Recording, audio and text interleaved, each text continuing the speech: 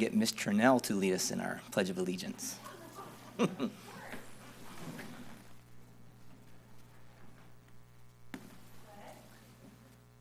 allegiance to the flag of the United States of America and to the republic for which it stands, one nation, under God, indivisible, with liberty and justice for all.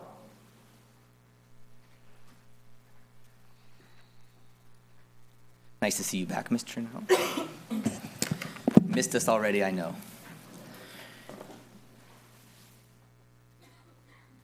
Announcements, actions taken in closed session.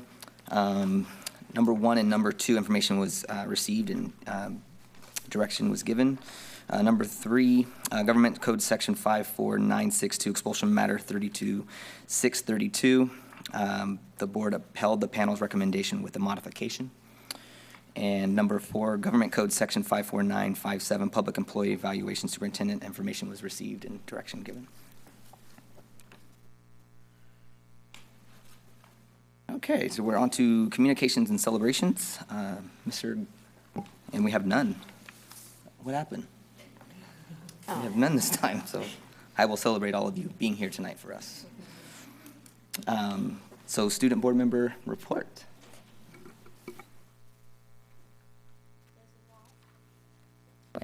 There's a lot tonight. A lot of information from all the schools. Okay, at our elementary campuses, Southport Elementary recently participated in the 15 Days of Kindness, where students collected new and gently used shoes for families in need around the world. During the campaign, classrooms focused on how students could extend kindness throughout the school and their community. And at the end of the 15 days, students at Southport had collected 3,000 pairs of shoes and have participated in student-created acts of kindness. At Bridgeway, there's a successful student-led conference from February 3rd through February 7th, and students were honored at an awards assembly this week. They were also handed out awards for academic excellence, outstanding leadership, outstanding effort, and for perfect attendance. Middle school grade students received awards based on their GPAs and for perfect attendance, and top awards for each core subject area. Students are also looking forward to another year of supporting the Pennies for Patients program as part of their community service projects. This fundraiser will start the first week of March. Bridgeway also won a Radio Disney Assembly for successfully winning the Arden Fairmall School Sense program. This fundraising effort is sponsored by Bridgeway PTO and families. At Westmore Oaks, the Latino Family Literacy Program will be beginning on February 20th, and Westmore Oaks is also very grateful that the Board of Education has approved the project to get the roof over rooms 73 and 74 and the library to be completely overhauled. The project has already been started and will be worked on for the remaining school year. At my high school campus, our second back-to-school night was Wednesday, February 6th. Although the weather was a little cold, we had a great turnout, and many students and their families came to visit our campus and had a chance to talk to their new teachers for this year's second semester. Our back-to-school night event began at 5:30 p.m. with a social gathering, and families and parents were also entertained with the music of our very own River City Jazz Band, who performed very well and professionally. Our JROTC Color Guard also performed their presentation of the national anthem while raising the nation's flag. Classroom visits began around 6:30 p.m. and ended at 8:30 p.m. During the entire event, tables were set up around campus with presentations of different clubs and activities, along with our Boosters program that we have for our students to hopefully be a part of soon. 2 Fridays ago, our boys basketball team played against Consumnes Oaks, their biggest rivals. Our boys played very well that night, but sadly lost to a close score of 60-64. Many of our students attended this game to support our players, and although they may have had this loss, they were still very proud of them. Our boys team also celebrated their senior night on Tuesday, February 11th with a win against Union Mine. Our girls basketball senior night will be this Monday, February 17th, starting at 4 p.m. against El Dorado. Please come out to support our girls on their last game of the season. In upcoming news, our mock trial team will be performing at the Yolo County Courthouse today from 5:30 to 8:30 p.m., and their next round will be Wednesday, February 19th from 5:30 to 8:30 p.m. as well. On 8th grade news, our freshman class for next year has already gone off to a great start. Our 2 8th grade parent nights were the first 2 ever held at our campus, and to our administration's delight, they were very well attended. The presentation was very informative for the students and their parents, and any questions were answered that they may have had. Students have also already signed up for their classes, which they will be taking next year when they begin high school. On one last very important note, this year our leadership class has decided to put together an academic dinner to honor our students who have maintained a 4.0 GPA and above. To make this event very special, we would like to invite our students to bring their families with them so that they can see their students receive honor for all of their hard work. The event will even be catered to provide a nice warm meal for all of the students and their families as well. Because this event is going to be very special to our students, we want to make it the best that it can be. Our leadership class is asking for sponsors or any donations to help us fund this event.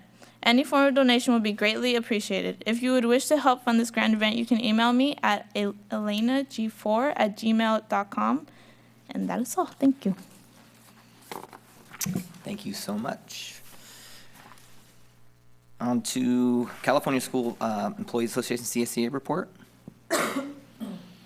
Ms. Blackmer, yes? Okay.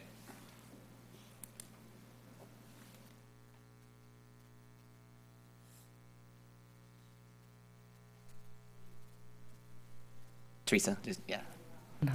Okay. Good evening.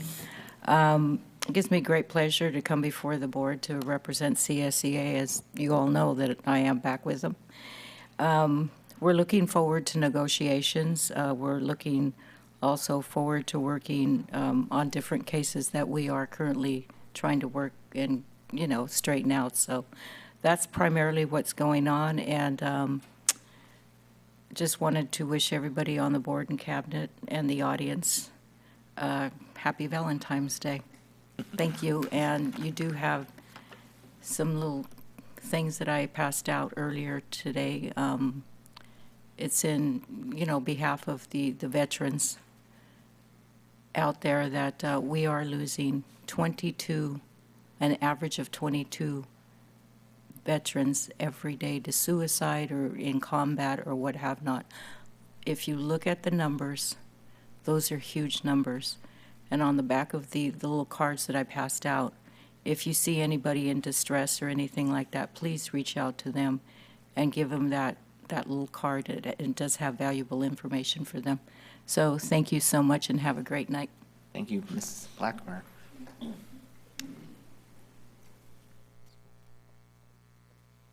Okay, WTA, Mr. Stauffer.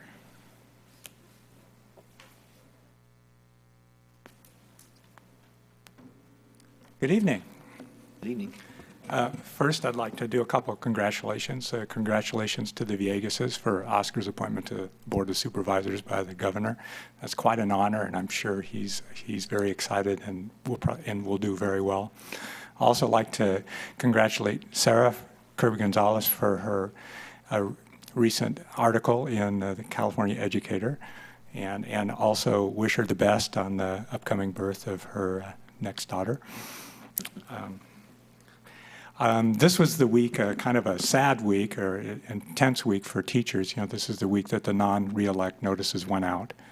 And I'd like to thank the district for getting us the names and all the information early enough in the process that I've been able to go out and talk to each of those teachers individually and counsel them and help them along the way. It's sorry to see 14 teachers go. Clearly some of them had issues, and this is probably the best for them. But I think some of them it's more of a placement issue than actual teaching skills. One thing I would like to do in working with the district is would like to make sure that all our beginning teachers have adequate support. It's a rough transition from somebody just out of school to get a classroom full of kids, and then having been there myself, and I just want to make sure that all of them have all the opportunities and resources they need to be successful. Negotiations, we are so close, and I'm very hopeful that we'll be able to wrap things up next week. One of the things that we have finished, and something I'm really excited about, is the memorandum of understanding on the Common Core. And I really think that this is it's going to be an exciting process as we move forward. And I think the agreement that we've made with the district is going to serve as a model for future cooperation and work between teachers and administration on curriculum and instruction. So I'm really look forward to as we move forward on this. Remember, next week, February 20th, next Thursday, is Science is Awesome Night at the high school. So that's 5 to 7 p.m. And hopefully all of you will come. It's going to be followed by an ice cream social by a group who wants to start a parent and teacher organization at the high school. So I think that's it's great, and I'm glad there's an excited group of people who want to get that going. And on that, I'd like to wish you all a happy Valentine's Day and happy President's Day. Take care. Thank you. 5 to 7. Thank you, Mr. Stauffer. And me and Miss Leland and Miss Cruz would like a congratulations next week or next time. Just saying. Okay. Public comments. I have a couple public comments. The first one is Mr. Frank Gonzalez.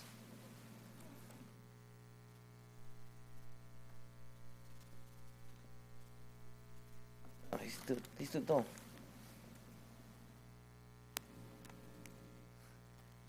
Good evening. Good evening. It's a pleasure to be here today. I mean, it's been a few years I haven't been, attending the meetings, and I found the importance of the meetings is when it comes to problems with the students.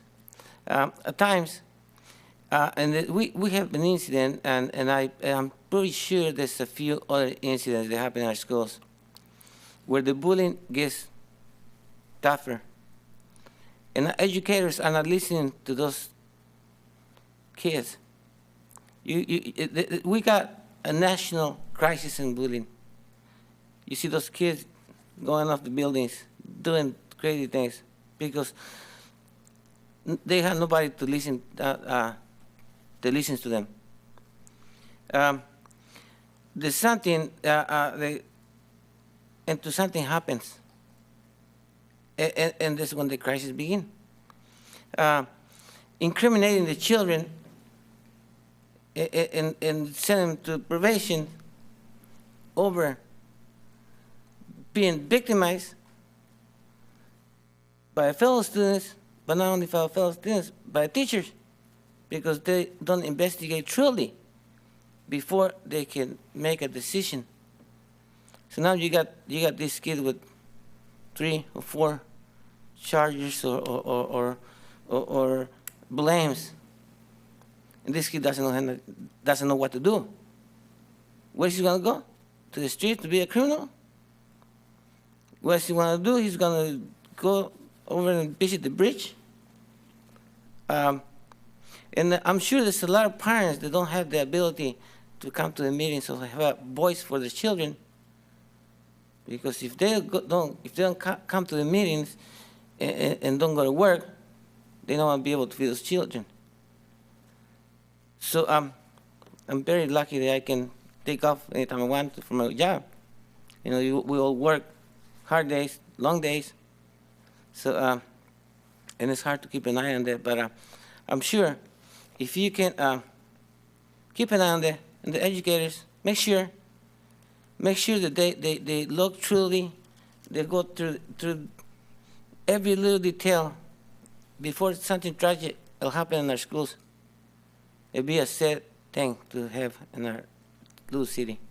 So, thank you, and I'm sure we'll be seeing, again, I also, on behalf of my organization, Unión Cívica Primero de Mayo, we probably will have pretty soon a delegation, form a delegation and see how many kids are being thrown out in the street, and what is the reasons. So that way we can help them.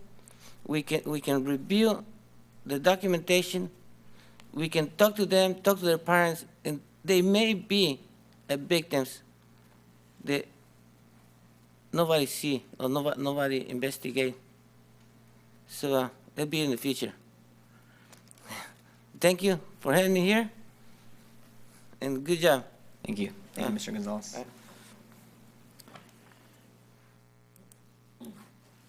Next, we have Miss Anna Chernell.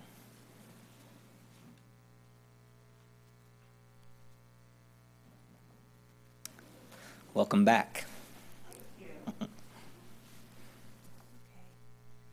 Good evening, everyone. It's nice to be back here, and I'm here representing my sorority, Sigma Gamma Rho, Sorority Incorporated, and I'm a member of Eta Alpha Sigma Alumni Chapter. I also invited Ms. Niemer, principal at River City High School, to join me. We are co-sponsoring a youth symposium that is an annual event for my sorority. It's been happening for 17 years, and each year we have a pulse on what the needs of youth are. And so right now our emphasis is on STEM education. And for those who don't know, that means science, technology, engineering, and math. And so on March 8th from 10 a.m. to 2 p.m. at River City High School, we will be hosting this free event. We have guest presenters coming in. We have teachers from the high school and teachers from Elkhorn Village Elementary who will be presenting workshops such as MESA, such as robotics, nutrition. We have a representative from a West Sac dance troupe coming to do some Zumba. And it should be a very fun event. The age ranges for those that we'd like to see in attendance are 12 to 18, and that is for boys and girls. And we encourage everyone to come out. Lunch will be provided. And I'd like to invite Ms. Niemer for any additional planning that's going on. A couple of things that our teachers want to do. We have 2 science teachers, one that's going to be working with agriculture outside, helping kids understand the food cycle. And then we have teachers that are going to help students learn how to, I call it the blowing up of the eggs. So they actually explode and then confetti or glitter comes out. And the kids always love the experiment. So it's a lot of hands-on. And we have a math teacher that's also doing probability and statistics, and it's run by students who have actually set up the gaming, and then they show students how they're going to lose. But the kids have fun doing it, and then they learn the math that goes along with it. So I'm pretty excited about that. And then we're offering a bus for students at Riverbank and Elkhorn to come on over because we're worried about transportation. So we're going to make sure that that's available as well. And we're looking for sign-ups first because we don't want to do that if it doesn't pan out, but I believe there's a lot of interest and excitement over at Elkhorn and Riverbank to come over and see what fun things they can do at the high school. So we're excited. It's going to be a good day. More information is available at the website that's been provided on flyers, and Ms. Niemer is also making sure that information gets on the River City High School website. We ask that that students pre-register if possible, and they can do that by simply going to the website and then clicking on the Contact Us link and entering their information there. And thank you so much for your time. We look forward to the event. Thank you. Thank you. Thank you both.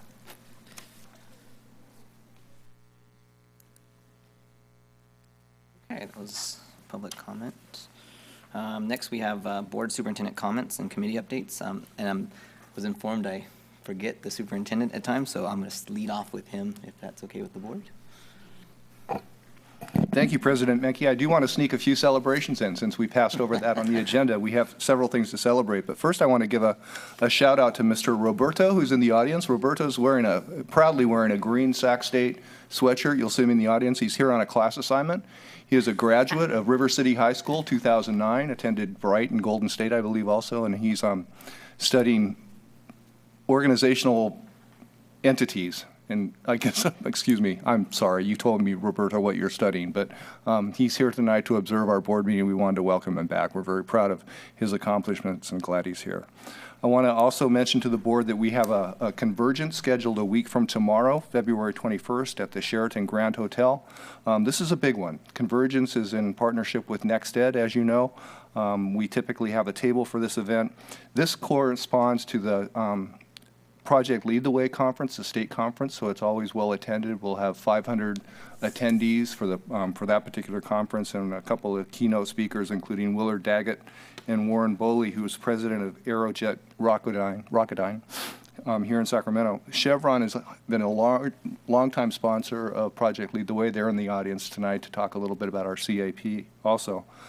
So they'll be with us, I think, next week also. But I wanted to invite the board to join us if you're available for that a week from tomorrow. Couple other announcements. It's appropriate, I think, that Anna Trinell is here this evening. We had a visit from our accreditation team for the BITSA program this week. It was a remarkable experience, and Anna did a lot of the heavy lifting for us before she departed.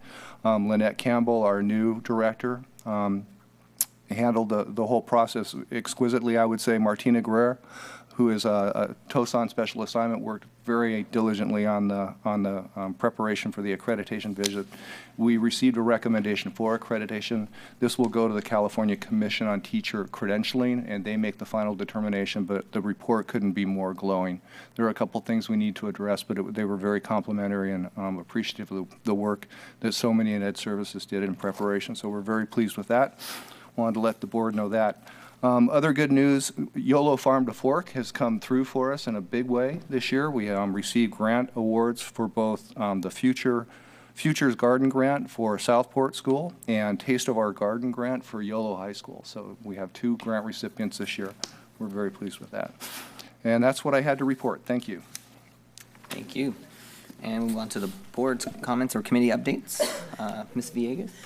Thank you. I just have a few things. I just wanted to thank all the folks that showed up at the county health department. Yolo County Health Department had a flu clinic right here in this building, and over 826 people showed up for their flu vaccine. If you haven't gotten your flu vaccine, I suggest you get it. I got mine that day, and it's a really important thing to get because it's much more serious this year. I just wanted to update you on the Yolo County Children's Alliance VITA program. In our first week, this is the Voluntary Income Tax Assistance Program. If you make under $52,000 a year, you can get your taxes done for free at the Bright campus. And in the first week, the residents of West Sacramento received over $100,000 in tax returns. It's bringing a lot of money back here to West Sacramento. And I learned a new thing this week, and I was pretty excited about it. It's something going on at the high school, and it's called the Foster Youth Incorporated. And I wanted to invite folks in the audience and my fellow board members and anybody else that's listening to help me sponsor a senior. These are homeless and foster care kids that don't have any other resources, and it's really affordable. A yearbook could cost $65. The senior trip is $289. It's a little expensive. But the prom ticket is $75. Senior portraits is $35. These kids might not otherwise get these opportunities, and I'd really like to see that happen at our high school. I would hate to have them graduate without that experience. So I'm going to do anything that I can to support this program. And one more thing, I'm working with Felicia Weatherly with the Syncopated Sea Monkeys, and I think they're going to be performing at our fashion show this year right here in West Sacramento, and looking really forward to that. Our models this year, instead of going to be celebrity elected officials, which has been before, it's going to be youth and foster youth, and hopefully some youth development network kids. So we're super excited about that opportunity. We have a guy coming in from Project Runway to design the clothes, and it's going to be a big deal this year. So I'd like to invite you all to that. It's April 4th right here in this building. April 3rd, sorry. And that's about it. Thank you. Thank you, and thanks for pointing out the flu shot. So, Yeah. my wife's yelling at her screen right now about mine. Ms. Cruz. I'd like to mention that we did have a 2x2 meeting since we met last with the city, and as we discussed in our special workshop Saturday, we did discuss with them some wellness programs that we'd like to see for our district and our employees, and they were very open and ready to discuss and see if we can get that partnership going. I do want to echo Mr. Don Stauffer, even though he didn't congratulate me, on the science fair that's coming up, and the PTA discussion that's going to happen out there at River City. Also, I just wanted to mention this Saturday, there is a wrestling tournament there all day, so if you get a chance, go out and see our wrestlers. I'm not 100% sure, but it might be championships. I don't recall. I'd also like to echo our student that's not here on the basketball games that we've had with the boys. They've been well attended, and want to thank Katie and Oscar for a donation, and Superintendent Gillian and also Councilmember Ledesma. Also, they each donated $100 towards our half-court shot program. And nobody's won yet, but we're going to keep going, so we thank you for those donations. And I also want to make sure that the incoming freshmen know about the science fair, and I urge them to come out so they can see what they're in for. And there might be a special science project by some of the board members, so I urge you all to come out. Thank you.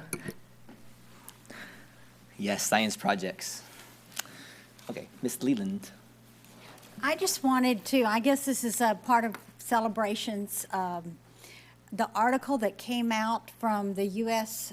Fish and Wildlife about the habitat at Bridgeway Island. I thought that was just a great article and really highlighted how many students and community members showed up, 100 to plant 50 shrubs, and I think there's over 1,000 species of plants now, but I thought that was a great article. I know I work at the college with fish and game, which is different than the U.S. Fish and Wildlife, but I was just really excited about what our classroom teachers are doing and that they're really leading the way, not only in the district, but in the state with some really exciting technology and some real outdoor environmental habitats that our community can enjoy. So that was just, I think, a celebration, and you may be bringing that back at some point, but I just wanted to do a shout out to Bridgeway Island and to Peter Folks for his work in the classroom on that. That's it. Thank you, Ms. Kirby-Gonzalez. I would like to let you all know that we have a date for our River Cats appreciation celebration. That's appreciating our staff members of the year as well as our volunteers of the year that Pam Guyvette and I have been working on, and it's April 29th. That's a Tuesday. So Tuesday, April 29th. And more information's coming, but it is Dollar Hot Dog night also at the River Cats. So I'm really excited about that. We'll have a pregame ceremony as well where our staff members of the year will be out during the first pitch. So that'll be great. And then our Up for West Sac committee was moved to next month, and so I don't have an update for that. And I did get the chance to visit Westmore Oaks Elementary. Had a great visit there with Principal Diane Smith and got to see some wonderful classrooms, lots of technology. She's very proud of her app. And some of the teachers there are even using text alerts to let kids know about homework assignments. And I learned some really great tips there as well. And I would like to encourage us, since I did visit some of the GATE classrooms too, as board members to keep GATE education on our radar, since it's no longer one of the categoricals that it's protected under. So moving forward, I think thinking about an operational budget maybe for GATE, as well as teacher certification and an advisory group, I think are things that would be good that we could keep on our radar. Thanks. Thank you. I also, on the 2x2, I unfortunately had to miss it due to work last minute. But I know that things were discussed, and I was very pleased to hear about the wellness things that we're wanting to do with staff, and that the city is open to that. So I'm looking forward to more discussions in that regard with the city. Also, we had our retreat, if you will, at our district office in regards to our strategic priorities for the year, which is well attended. But I will get into that because it's on our agenda later down in our list. So I'll leave it for that. So for that, I'll move on to the public hearing. Public hearing, Sunshine of CSEA proposal for 2013-2014. I'll open public hearing and close public hearing. And that moves us on to our first information discussion item, number 1, 2014 strategic priority draft that we put together at our, I don't want to call it retreat. I know we're trying to get away from retreat because we didn't go anywhere. We stayed right in West Sacramento in our district office. But it was a great time to have, and I want to thank the board for all showing up and coming, and especially staff for putting all the hard work and preparing all the things that we went through and we went over. It was very informative, and we did it in record time, I think. And since I've been on the board, we did it in, I think, 6 hours that day. So it was not as much, we didn't stay as long as we have in the past. But I think that's a testament to what we did last year with Ms. Leland as president. We kind of put that together the framework for our priorities with staff and management and the board. So for me, it was just kind of looking at what we had done in the past year, looking at how things were going, and then tweaking things here and there. And I think the board was really pleased and happy with what we ended up with. So it's a great thing, and I think we have a draft, and we're going to be putting it in frames and putting it out to all the schools. And is it over on the side for people to see? We haven't posted it yet, but you do have it in your notebook. Okay. We have indicated draft. This is verbatim from the discussion we had that Saturday. Okay. And the board's had opportunity to take a look at it. I haven't heard any responses or suggestions for changes, so pending the discussion here this evening, we plan to go to print. Excellent. So I will open up to the board for discussion, or if you have any comments on the draft, or if there's any changes now that you've seen it. We've changed the logo, I guess, if we can say that. We just put red in a letter, so I guess we just modified it a little bit. Mary, any? You know, I think the process was great. It was a good workshop, and I think the wordsmithing that we did has just clarified, you know, what the priorities are for the board and management. I think it's only improved. And so I'm just looking forward to fulfilling or working toward each one of these this coming year. But I think, not bragging on the board, because I think staff really brought that Totally. together.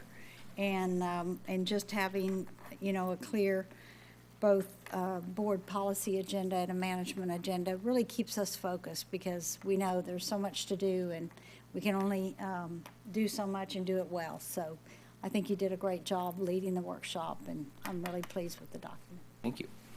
I mean, it's just one of those things, the document, and I do want to reiterate about staff, because I think we couldn't do it alone.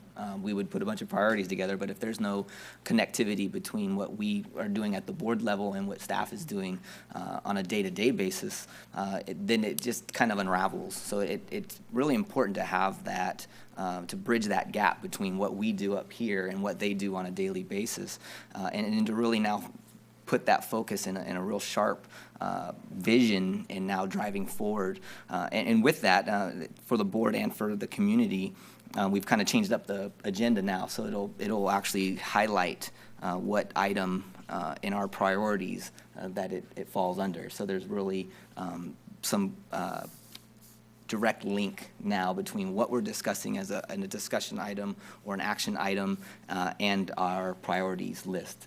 And going forward, we'll have a lot more of those coming forward for discussion, for Common Core, for career tech, and different things. So you can look forward to that, so you know exactly where it falls in our priorities, and kind of hold us accountable as far as what we are doing, as far as setting those priorities and then going after them and make them come to fruition.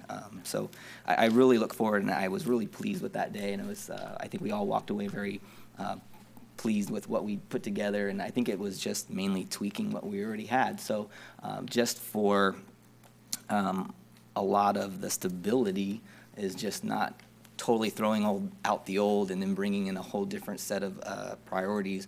I felt it was really important, and I felt the board felt it was really important just to really look at those things. We changed some things around, but we kind of just kept the same principles and priorities and going forward. So I felt that was really good, that the board is just now staying on track, and we're staying the course, and we're going to see some really great things going forward.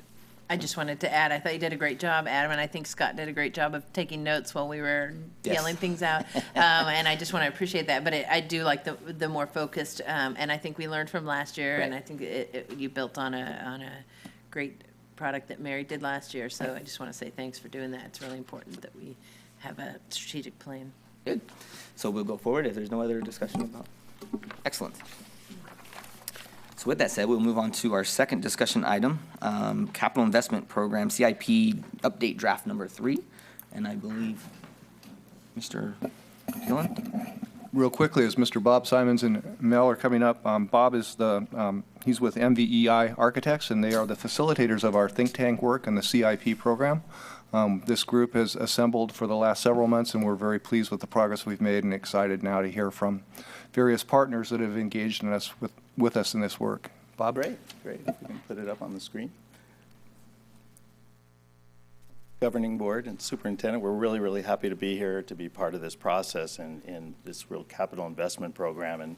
And so far, we've just absolutely enjoyed the process, and everyone's been very cooperative in working together on it. So we'll try to be brief. This is a living, breathing document. This is something that's going to keep being assembled over time. And the think tank teams wave their hands. They'll come up and introduce themselves as we move along and really describing the program. This is kind of our brief outline for the agenda tonight. Again, we'll try to be brief in describing these issues. And this is just, it's important to acknowledge all the people that have participated in this process so far, and this list will continue to expand over time. We know that there'll be a lot more participants as we move along, and everyone's been really terrific in providing supporting documents. And Stacy with GFSI will talk a little bit about the schedule. Good evening. I'm Stacy Frericks. I'm with Government Financial Strategies, and this is just a quick overview of where we're headed.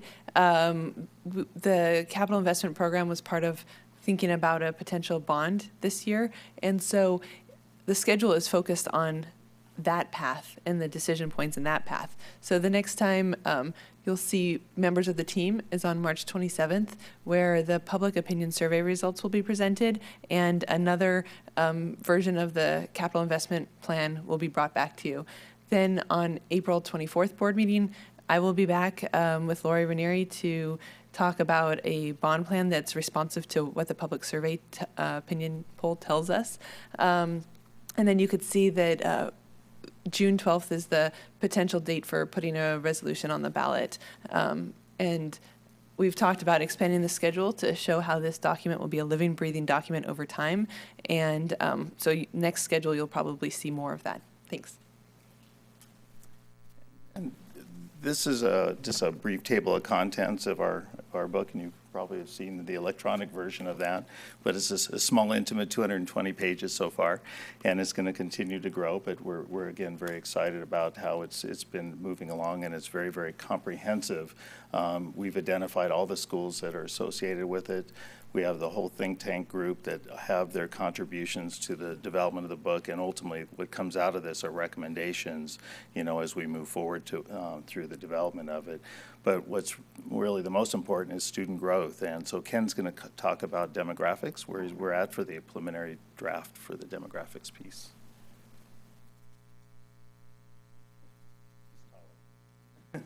Just a few inches on you. Thanks for having me tonight. Ken Reynolds with Schoolworks. And I don't know if it's the most important factor, but what we've done, and is an important step in every capital investment program, is taking a look at the demographics so we know we're planning for the right population in the right places. So basically what we have in our computer system, we have information on your district. We've worked with you in the past. And so we've done an update of the information. So using your school boundaries as are currently laid out, and then loading in where your students live, and we have that information, I think, for the past 6 or 7 years now. We do a trend analysis to say, okay, what's happened? Obviously, we've gone through this recession. We're finally starting to climb our way out of that. All the different issues going on. We analyze the data to take a fresh look at where we see the future going. So one of those components we look at is births, and we've seen a statewide trend. In fact, it's now a national trend where the number of births has actually been declining slightly. So again, we're always looking at the newest information available, factoring that into the numbers. Next, we have, this chart here shows us the current distribution of students. Sometimes districts will experience an increase in enrollment or a drop in enrollment that's not really meaning you're growing or declining. It sometimes happens just because we're graduating some small or large classes in comparison to the number of kindergartens we have coming in behind it. So we have to take a look at all these different factors and understand where those bubbles are. I think we missed one slide.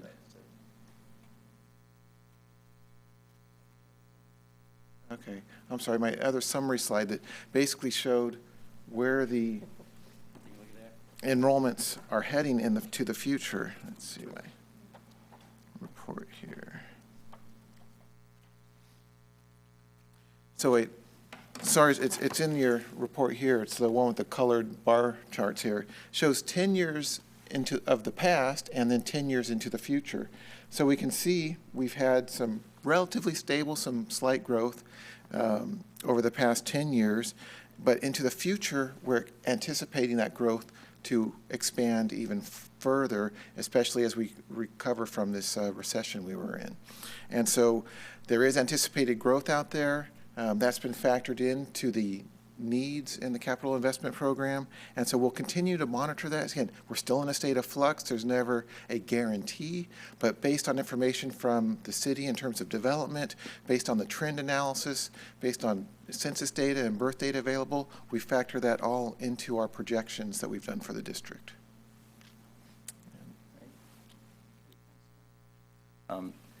And part of the master plan and part of the, the CIP program is to do a full site assessment of each one of your projects. And the image up there represents really all the people that were involved. We use local engineers that, whether it's civil, structural, mechanical, landscape, electrical, and food service, to go through every one of your school programs and really do an evaluation of it. And it's very photo documented, and you'll see in the document that's been presented. We've done this in a comprehensive way at all your programs, schools, and Mel's going to talk a bit about it. Yes, we had an army of consultants basically descend upon each of these 14 sites, including the district office and the MOT facilities. And so we came on the site, we took pictures, we documented things that we saw that either needed repairs or some of the things that we would recommend for correction. But essentially we handled classrooms. We went through your kitchens, went through the multipurpose rooms, went through other support spaces, libraries, computer labs, and really just kind of document everything we saw. They kind of get a sense of what the condition of each of the campuses and facilities so that we know, as well as you know, the condition of your campuses. In addition to that, we've documented all these items photographically, and so this really represents really just a small bit of really all the documentation that we created for each of the sites. Along with each of these sections, we also developed a little bit of recommendations to kind of look at things that could be energy saving, as well as we had an opportunity to talk with the site principals to understand maybe some of the challenges they're having with sites with either the types of classrooms they have or some facilities that they may need to conduct their future and current programs. And what we produced is really kind of a site implementation program. So within the booklet, you'll see there's an existing site plan showing what we saw today, and then we have another site plan diagram that basically documents implementation and recommendations. So we saw things that need to be repaired, things that could be scheduled for replacement, as well as some other curricular items such as maybe providing a gym or removing some of the portables to free up playground space. So we created this recommendation, and we'll compile it with a cost summary to identify some of the kind of laundry list of items that we see as being attributed to each of the sites. And within the last page, we'll produce a set of recommendations that kind of addresses either the systems, the curriculum, as well as the facilities. So we went through that same process with all the campuses. The older schools obviously have more work that we saw that needed to be corrected. Going to a newer school, there wasn't as much issues with each of them. Some of those might be just standard maintenance. So we really kind of identified those, and maybe also identified some other program additions that we made some recommendations as well. When we got down to Bright Elementary, we had a good discussion with the district, understanding their academic vision for this campus. With the current CTE program they're in construction, it sort of becomes a great platform for career pathways. So some of the discussions we've been having with the district is introducing possibly a culinary arts sort of career pathway, as well as maybe a green technology pathway. But the idea is that this would be a great opportunity to kind of showcase this demand that you have in your district. And so this is some of the initial thoughts that we have, and we'll continue to develop further as we continue discussions with the district. Great. Stacey. Talk about the bond plan and really the public survey. So I don't have much here because you'll be hearing from us in the next few meetings. But as we've shared in the past, I just wanted to remind you that a public opinion survey will determine whether a bond measure could be successful and the elements that are critical for success. And we know what the district needs now, and we've put those into the survey so that we can test the various needs that the district has. And so the survey will tell us a maximum tax rate for a successful election and what facilities needs are the priority. The poll will be taking place next week and the following week. And Godby Research is the survey firm, and they will be presenting at the March 27th board meeting. And then, of course, we'll be presenting after that.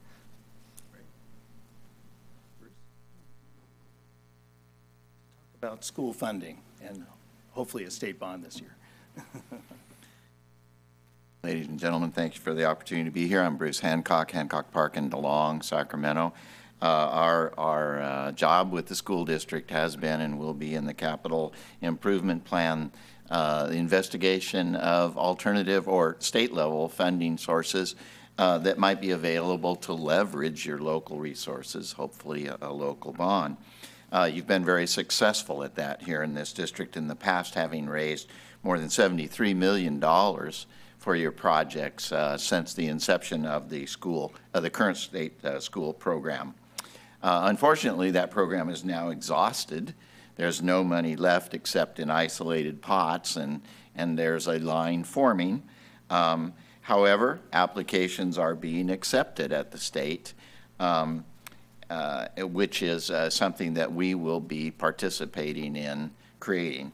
The future of the state program, particularly a bond in November of 2014, is frankly a huge unknown. There are bond bills in the California legislature right now for a November bond. They have a great deal of support.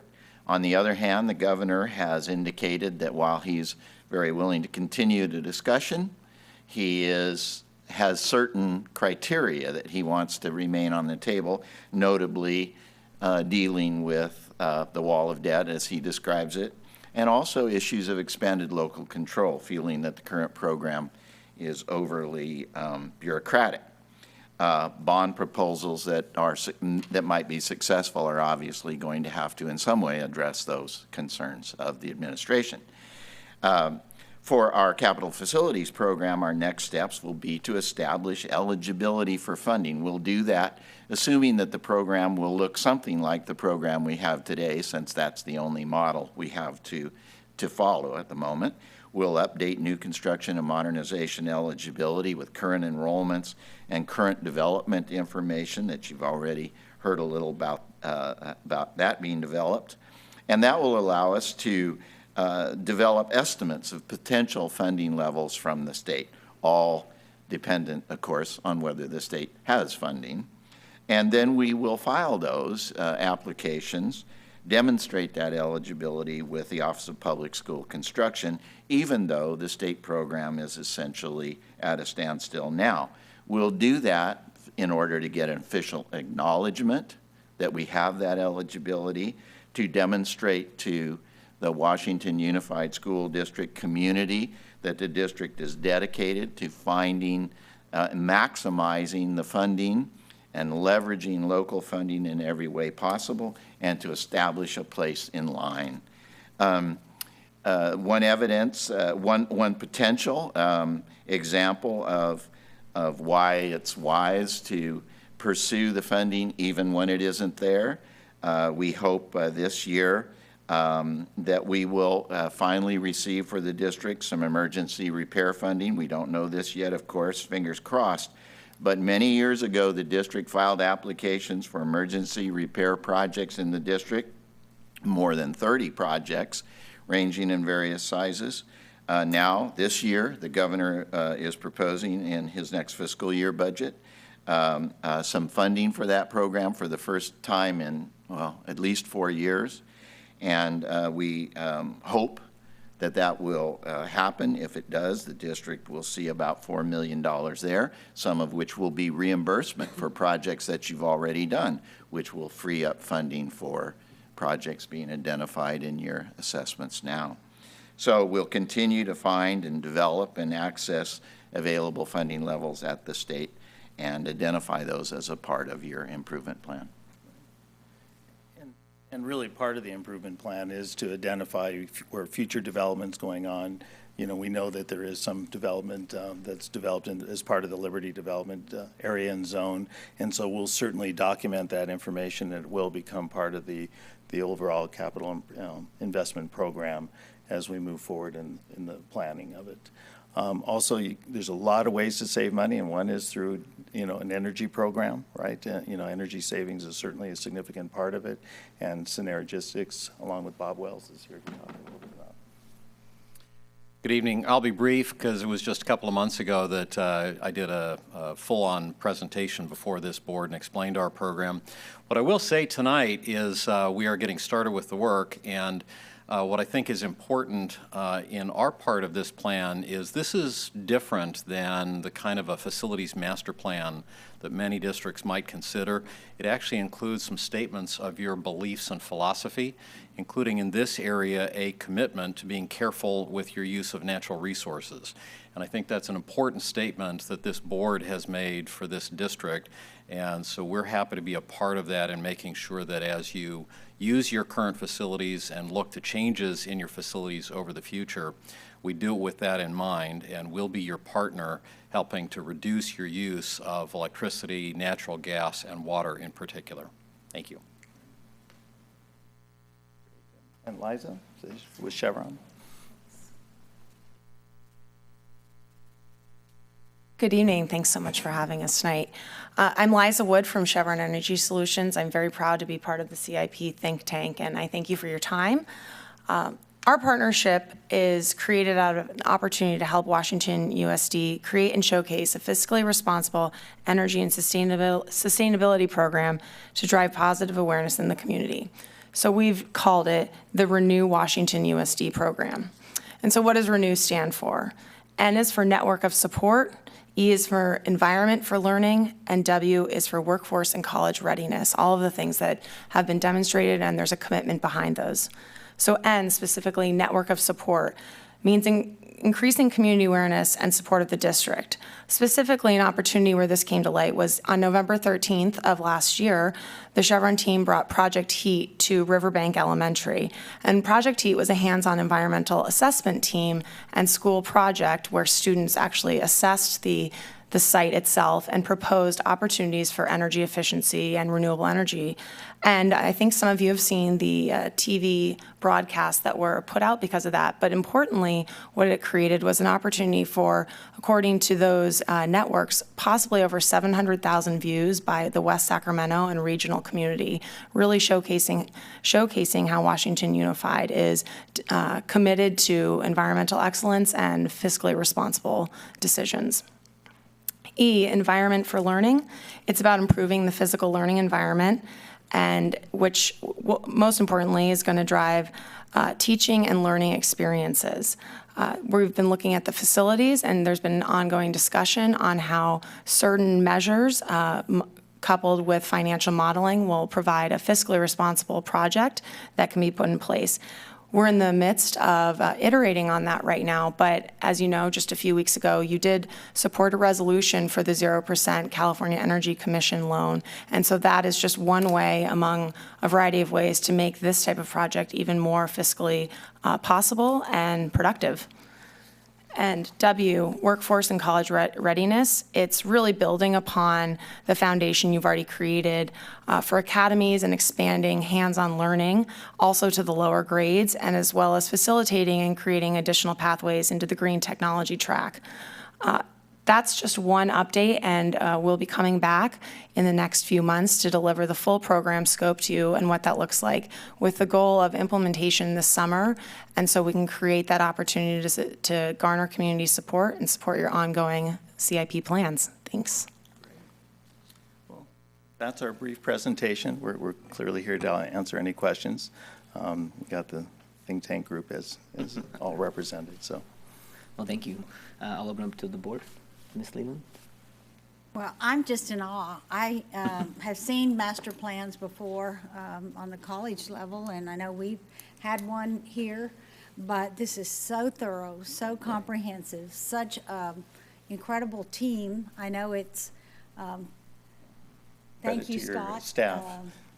Thank you, Superintendent, everyone of the staff that have been involved in this, and just bringing folks together. It sometimes is harder when we have to collaborate and bring such large groups together, but this document is a testament that you're making it work, and I'm really excited to see the next steps and to see what, happens in the future. If it's a bond, I think private dollars are something that all public schools are having to look at a little more seriously, and that could be in the picture.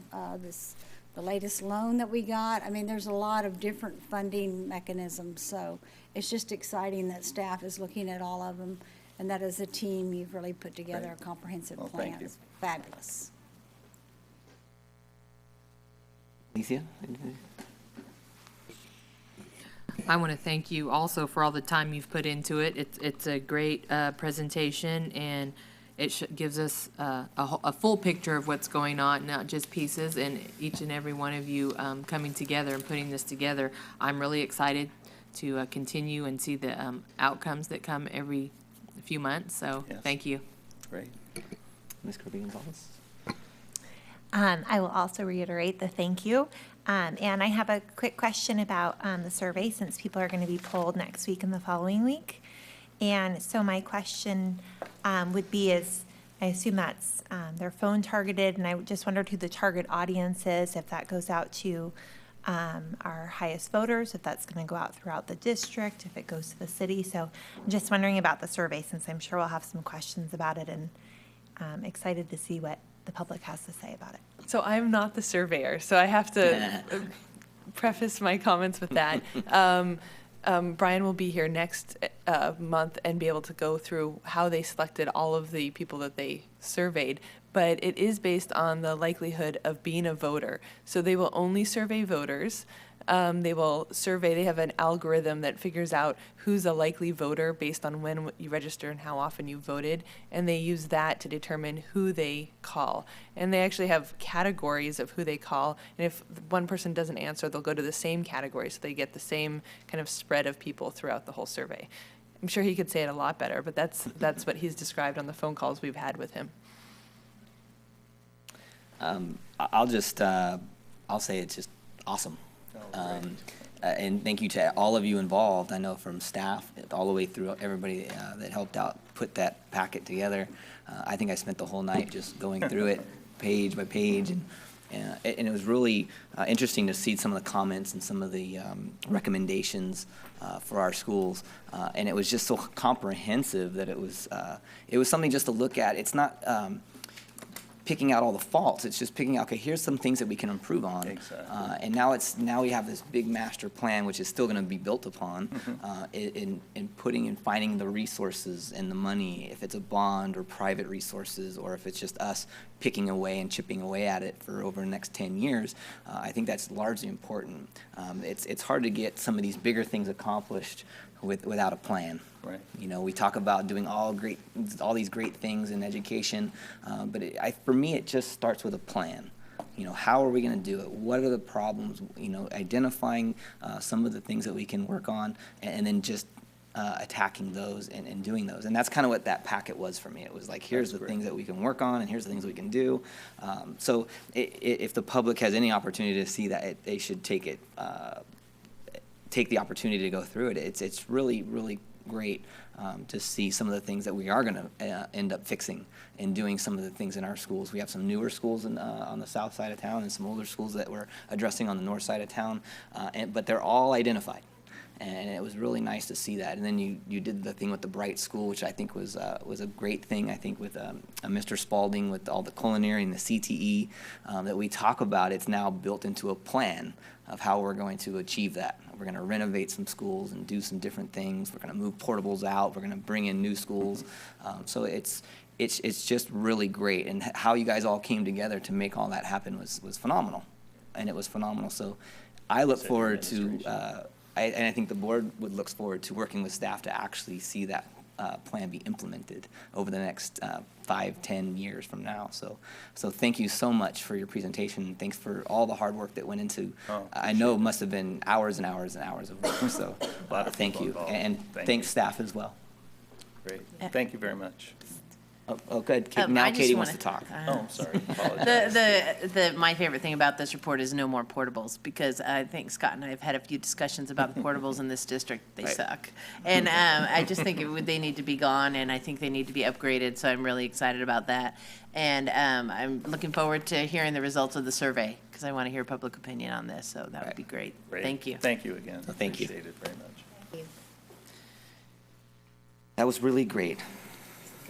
That was good. It takes us into the information on the single plans for student achievement. Mr. Gilland.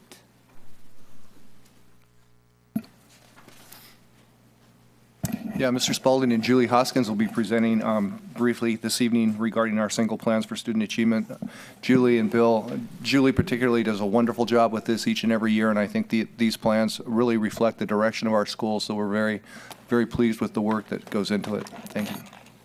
Good evening, President Menke, members of the board, Dr. Gilliland. I just had a couple of introductory remarks and want to turn the bulk of this over to Julie. But just a couple of things to kind of consider. We've been bringing school plans to the board, since time immemorial. But the major thing that changed for us and really presented a challenge and an opportunity this year was the fact that we always bring school plans that really kind of pursue the state measures that we've had, the AYPs, APIs, STAR scores, and that kind of thing.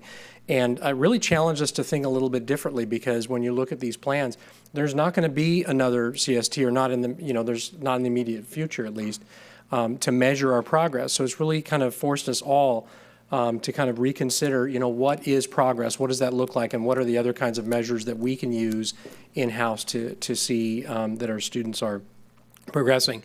And we want, I think we're going to continue to grow in that effort. The other thing I wanted to mention, and she has no idea I'm going to say this, but I want to call out Julie Hoskins' work on this specifically, and I want to applaud all the work that she's done in this. These plans are all taken on by school sites, they're taken on by principals, they're taken on by school site councils, but Julie really shepherds this process through, and she works side by side, hand in hand with our principals. I had quite a number of people, they always have, but particularly this year, comment on how helpful Julie was and how important she is to this work. And I wanted to recognize her. She's a real treasure in this district, and I just wanted to recognize her before we start. Thanks. Good evening. The school plans are always an adventure, and as Bill mentioned, it's nothing new, but it's something that the schools embark on every year. And we have instituted a new process the past few years where we actually come together on a monthly basis and do work groups with the principals so that they can hear from each other what they're working on. I can provide some more information and more guidance. So that's been a really great procedure for us, I think, to give them that opportunity to have some collaboration around their plans. All of our schools do plans. All of our elementary schools have their own site plans. YOLO Education Center actually does a plan that combines also Evergreen Elementary and Evergreen Middle, so they have goals for those schools embedded in the bigger YOLO Education Center plan. And River City High School this year, for the first time, included independent study in their plan because of the change of site of that program. So why do we have SPSAs? As we said, we've been doing them forever. It's in state ed code. It's a federal requirement under NCLB. So what the SPSA does as a single plan allows schools to kind of bring together all those different requirements and put them in one document, so they only have one plan that they're working from and not having to pull from a lot of different places. So they can develop those goals for their school improvement and have them really cohesive in one document. And then it also is the place that we document the use of the funds. So the funds that are allocated to the sites to help support their school activities, it's all right there in one place, how they're going to be using their funds to meet their goals. What's included in the plans, if you've had a chance to review the plans, and we do have some copies available for the public over on the counter, they're all unique, they're all reflective of their school, but they all have common goals because we do as a district have common goals and priorities. And we have common requirements that come to us through the state and federal programs we participate in.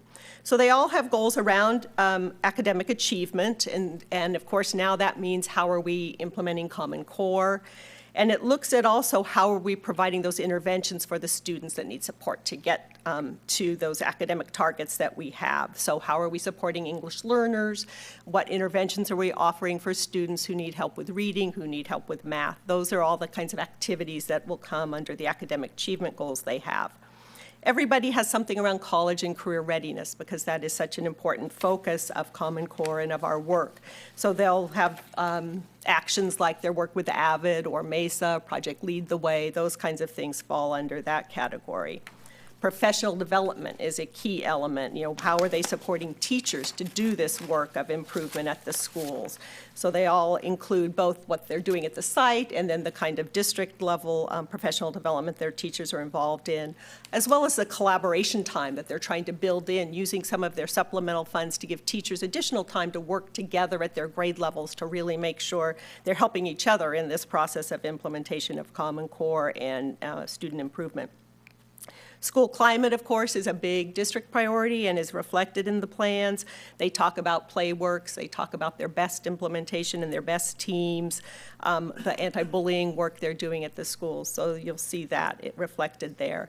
And, of course, parent involvement for all of the schools. And they'll talk about their parent committees. They'll talk about the different parent nights that they have at their school, as well as projects like the Latino Family Literacy, or PK, that they offer to parents to get to give them some opportunities to learn more about how to support their children's education.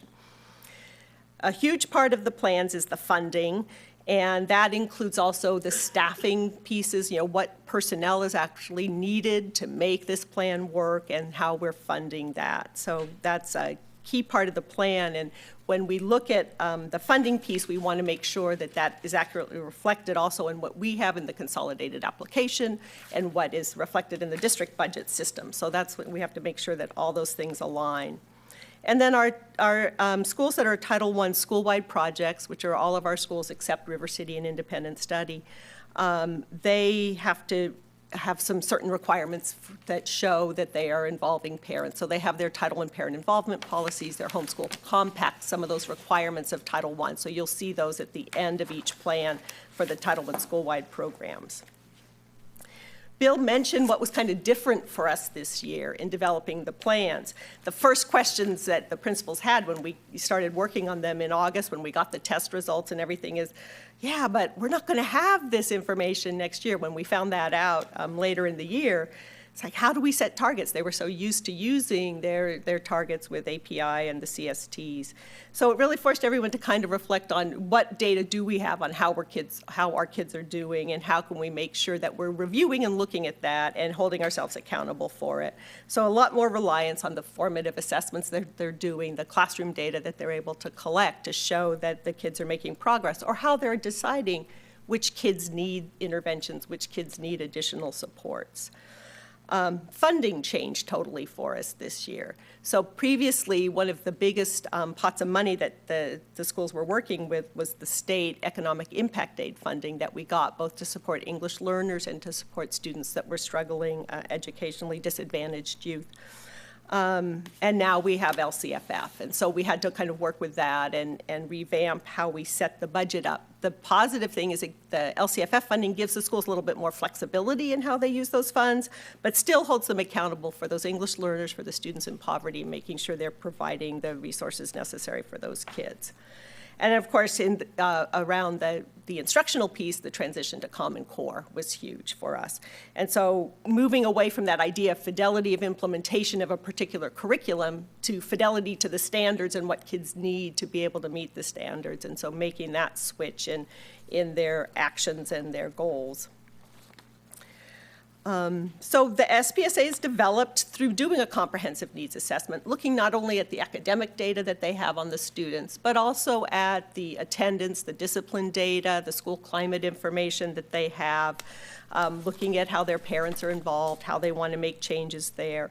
bringing that all together, looking at their previous goals, seeing how well they met them or where they fell short, and then working with the staff, working with any advisory committees like their English Learner Advisory Committee, and then certainly working primarily with the school site council for their input and their approval of the final product that we're bringing forward to you tonight.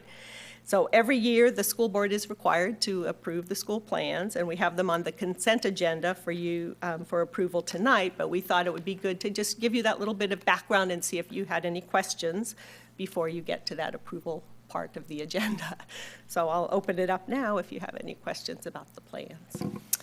Thank you. Do I have any? Ms. Leland?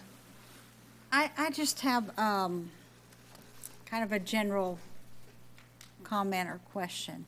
You know, tonight, the board, we talked about, we got together, we did a workshop, we came up with strategic priorities and board priorities and management.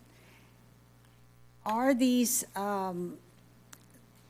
single site plans, is this the primary goal-setting plans that each school does?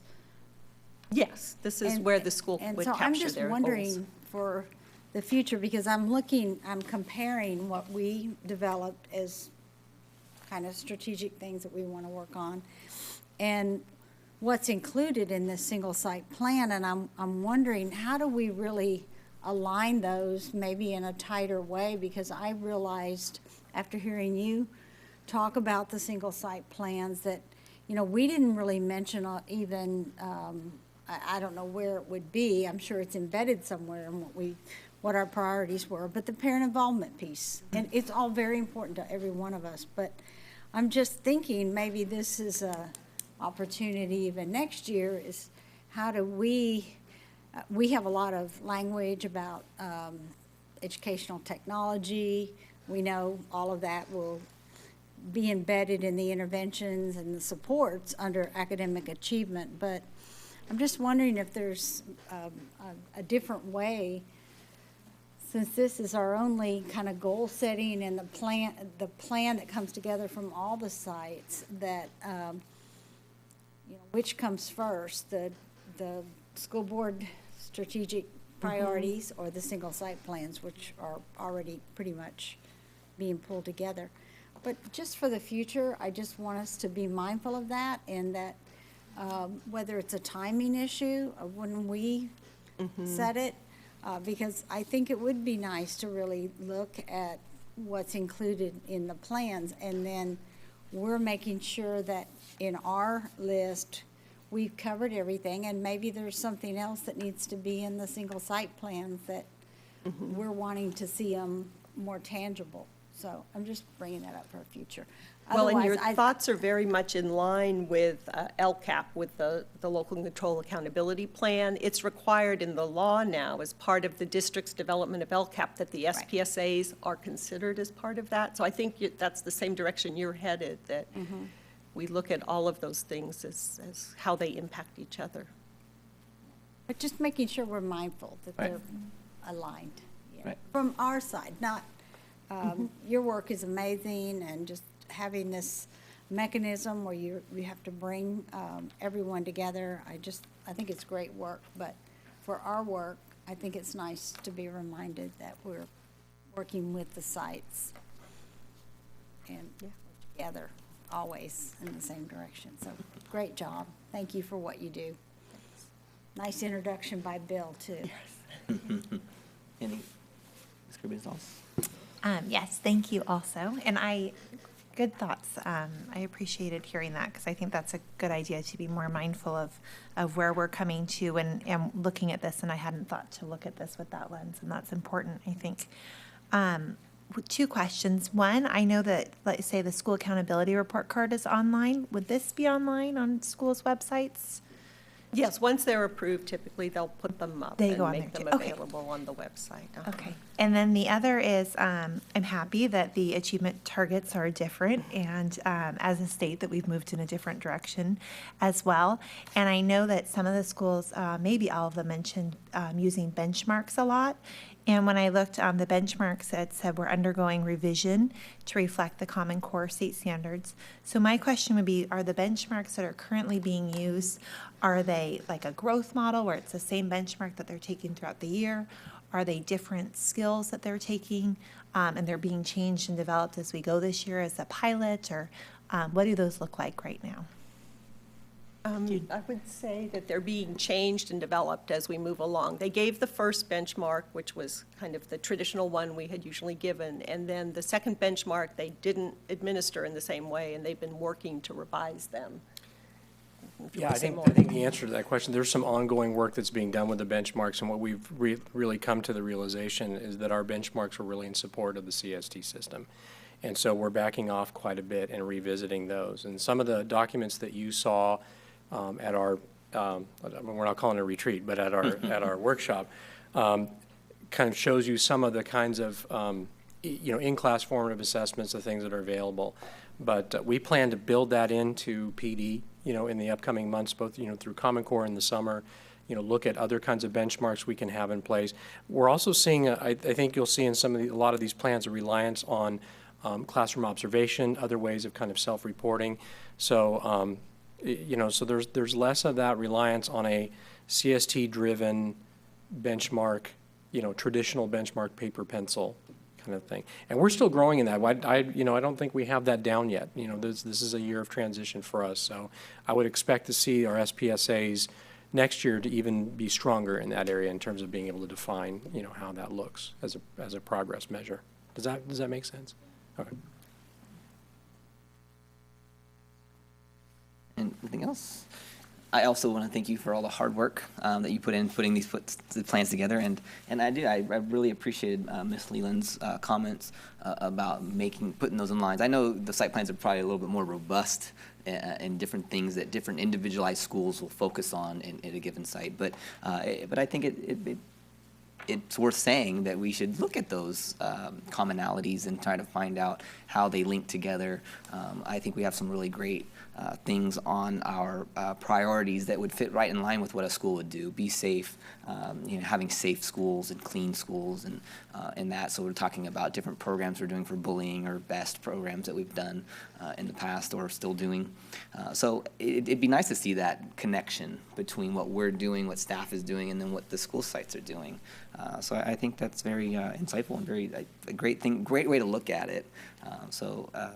If that could be folded into the discussions when they are doing those, I think that would be hugely beneficial. It just gets everybody in the frame of mind of what we're doing, our common goal of getting certain things accomplished, and how they can help make those things happen on their sites. So again, I appreciate your hard work and Bill and your presentation. So thank you. So we'll go on to action items. And one last thing about that, and I guess this is for the community and for the board. Those are on that list that we had of all the things that we're going to be updated on throughout the year, and they're basically performance indicators. So on the board agenda, it'll say performance indicators, and those are the things that we've asked for information or data, or the things that are mandated by law to come back to us for information at the board. Right. So again, moving back on to action items, and when I first saw this, I thought they wrote this twice, but I looked harder and it was one number was changed. So there was 2 resolutions, and I'll give it over to Mr. Gillen. Thank you, President Menke. Real quickly, they are related. We do have 2 resolutions we're asking the board to support this evening, and they both pertain to the Westmore Oaks roofing situation.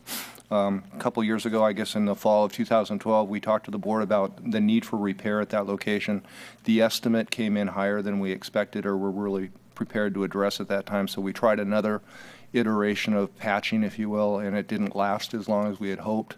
It's really time, I think, to move forward and do this right, so we're prepared to do that. The first resolution talks about specifically the electrical replacement. Part of the problem with our roofing is that we have so much conduit and electrical on top of the roof, that exacerbates the problem. So we need to move that first. That's the first resolution. The second resolution is actually the work itself. It's about a $700,000 project with deferred maintenance funds to fund this, and we feel it's the time to move forward. Do we have any comments from the board? Needed it done for a long time. Yes, and when this came up, it rained. It hasn't rained for a while, but back when it did rain a couple months back, I visited the site, and it's in need of grave repair. It's something that we talked about in the past. The bid came back really, really high back then. Not what we were expecting, so we did the first iteration, and now it, in my opinion, just needs to be done. It needs to be done right from the get-go.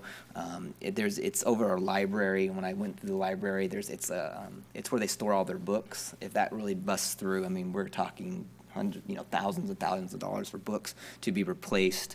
Some of the science rooms were just, I didn't even like smelling it, and I know there's kids going in and out of there, so if it was any of your students or my student, I wouldn't want them in there having to deal with that, and teachers with buckets from Home Depot, and it was just real bad. And so I'm pleased to see this actually on here now, and that we're going forward to really rectifying the situation from the top down and just getting it to where it's a good site and good buildings for our students to be in. So I really appreciate bringing this forward and making this happen. So with that, I need a... Can I just ask, what Sure. is the timeline on this? If it gets approved? If it gets approved, we actually start mobilizing tomorrow. Okay. The students will be in the temporary classrooms next Tuesday. We've been preparing and hoping that the board would support this and have been doing some of the things that you need to do ahead of time. As it was stated, with the electrical systems on top of the roof having to be taken down, this is not going to be done in a couple of weeks. This is going to take several months. The project is supposed to be done by the end of May, but we've told the site to assume that they will not get those spaces back until the fall of next year, just in case we run into any problems. It is a roof. As you start taking it apart, you find interesting things. I think it was noted in here, we're finding that the roofing material that is down is original, and it was laid in 1954.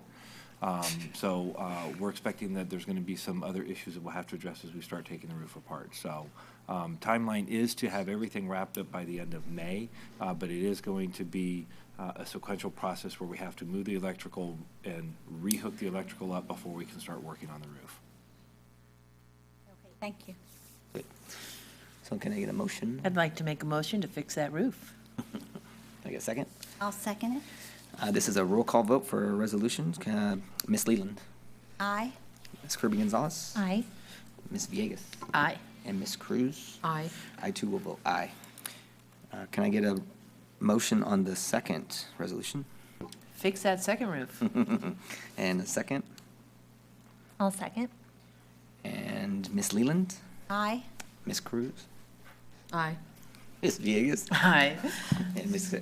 Kirby Gonzalez? Aye. I too will vote aye. Those will pass. That moves us on to consent items, and I have a blue slip for consent items. So back again, Ms. Blackmer. You haven't stayed for a full meeting in a long time. Hey, this is early for her. All right. Good evening again. Actually, I made a mistake. I should have put P3 instead of P2. I have a request on P3 is I'd like to have a copy of that document, if I may, as soon as possible. And that's the only request that I have for it, if you're going to approve this tonight.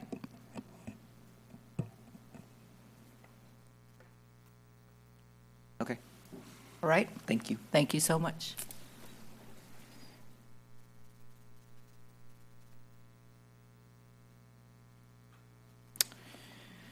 With that, can I get a motion to approve consent items? Move to approve consent agenda. I second. All those in favor say aye. Aye. Aye. Aye. And there's no votes. That moves us on to, I'm asking for future board agenda items that would support our board strategic priorities, if there is any.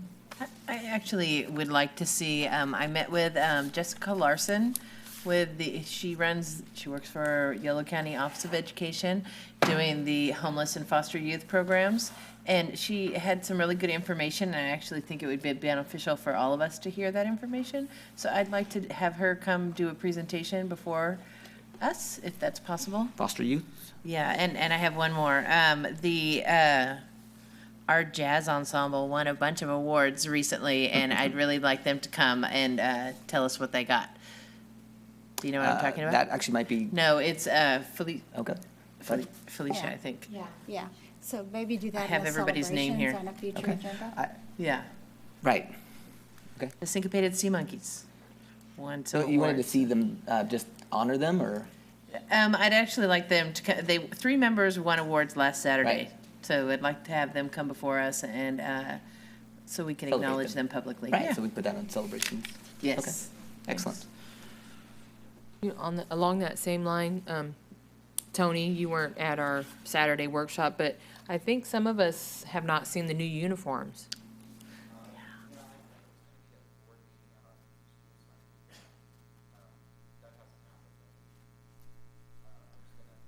Funny, this is the first I've heard of it.